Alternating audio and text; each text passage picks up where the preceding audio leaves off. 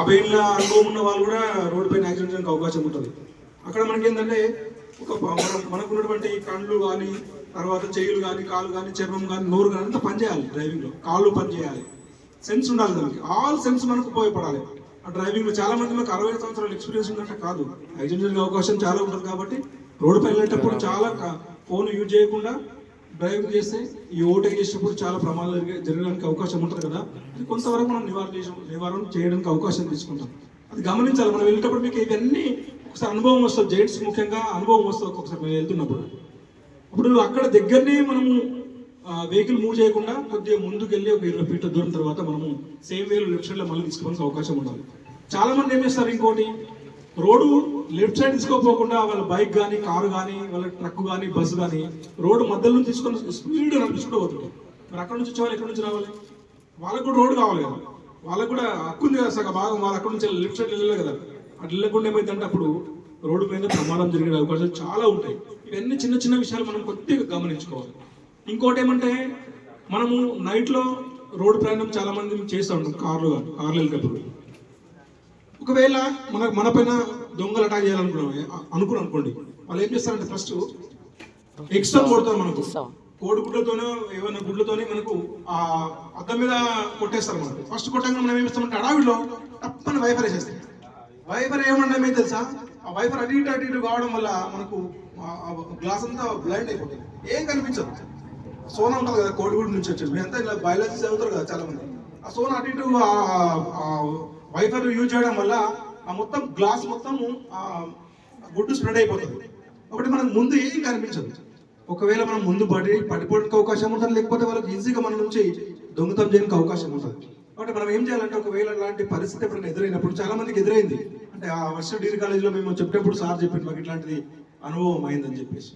చాలా రేర్ ఉంటుంది అనమాట, ఇట్లాంటివి చాలా జరిగినప్పుడు మనం ఏం చేయాలంటే ఒకవేళ ఏదైనా మనకు అట్లా కోడిగుడ్డు పైన అటాక్ చేసినట్లయితే మనం వైఫర్ అసలు వేయద్దు. మనకేముంటుందంటే మన అద్దం పైన మనం పడకుండా మనం ఫస్ట్ వైఫర్ గుర్తు వస్తుంది. అట్లా వైఫర్ వేయకుండా అట్లా తీసుకెళ్తే మనకు అలాంటి ప్రమాదం జరిగే అవకాశం ఉండదు. అది చిన్న కామన్ సెన్స్ ఉండాలి.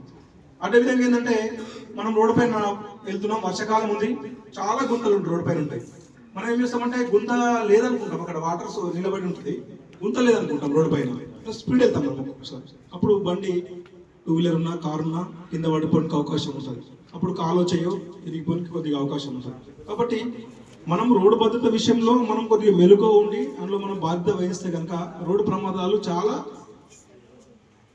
కాకపోవడానికి మనకు ఒక అవకాశం తీసుకున్న వాళ్ళం అవుతాం. కాబట్టి నెమ్మదిగా వెళ్ళడం, యూటర్ను ఇవన్నీ ఉన్నాయి కదా, ఇవన్నీ కొద్దిగా పాటించాలి. ఇంకోటి ఏమంటే చాలా మంది మనము ప్రయాణం చేస్తున్నప్పుడు వెనుక నుంచి బాగా హార్న్ మోగిస్తుంది, ఓవర్ హార్న్ అవసరం ఉండదు, హార్న్ మోగిస్తుంటారు, అని మోగిస్తుంటారు. ఎందుకంటే వాళ్ళకి ఒక సరదా అవసరం లేదు. అట్లా ఓవర్ హార్న్ కూడా మనం మోగించడానికి అవకాశం తీసుకోవద్దు. ఒకవేళ ఓవర్ హార్న్ మోగిస్తే ఆ ముందు కార్లో ఉన్నటువంటి పర్సన్ మనకు డ్రైవర్ ఏమైందంటే ఒకసారి ఇట్లా చూస్తాడు అనమాట. చూడగానే ముందు ఈయన కారు పోయి ముంగట బెంచ్ కారు ఉంటుంది, ఆ కారు గుద్దుకుంటారు. మనదేమో 5 లక్షలు 6 లక్షల కారు ఉంటుంది, ముంగట 1 కోటి రూపాయల కారు ఉంటుంది. అవునా? ఆ 1 కోటి రూపాయల కారుకు డాషినట్లు ఏమవుతుంది, ఏమైపోతుంది, మనం వాళ్ళు దండు కట్టాల్సి వస్తుంది. అవునా కదా? కాబట్టి ఇట్లాంటివన్నీ గమనించుకోవాల్సిన అవసరం చాలా ఉంటుంది. ఇవన్నీ చూడడానికి ఏమనిపిస్తుంది అంటే చిన్న విషయం అనిపిస్తుంది, కానీ ఇది మనం ఎక్స్పీరియన్స్ అయితే కనుక తప్పకుండా గొప్ప ప్రమాదాన్ని నివారించడానికి ఒక అవకాశం తీసుకున్న వాళ్ళం అవుతాం. చిన్న చిన్న విషయాలే ఉంటాయి. అదేవిధంగా చాలా మంది బైక్లకు ఇన్సూరెన్స్ చేసుకోవడం, మనం బైక్ నడిపిస్తాం. చాలా మంది డ్రైవింగ్ లైసెన్స్ ఉండదు ఇంట్లో. మనకు ఇప్పుడు ఇంట్లో మీ ఏదైనా కారు కానీ, బైక్ కానీ, లేకపోతే ట్రక్ కానీ ఏదైనా ఉంటే దానికి ఇన్సూరెన్స్ ఉండదు. ఇన్సూరెన్స్ ఉండకుండా రోడ్డు పైన మనం నడిపిస్తాం. అప్పుడు ఏమైందంటే ఒకవేళ ఏదైనా ప్రమాదం జరిగినప్పుడు మనిషి వెళ్ళి చనిపోతే కనుక మన కానీ ఇంకా థర్డ్ పార్టీ ఎవరైనా చనిపోతే మనకు బండికి ఇన్సూరెన్స్ కనుక ఉంటే, డ్రైవింగ్ లైసెన్స్ ఉంటే, ఒకవేళ ఆ పర్సన్ నాలంటే ఒక నెలకు 1 లక్ష రూపాయలు సంపాదించే పర్సన్ అనుకోండి, నేను ఒక బిజినెస్ మ్యాన్, 1 లక్ష రూపాయలు మంది సంపాదిస్తాను. నాలంటే మనకి ఏదైనా యాక్సిడెంట్ ఇచ్చి చంపేసిన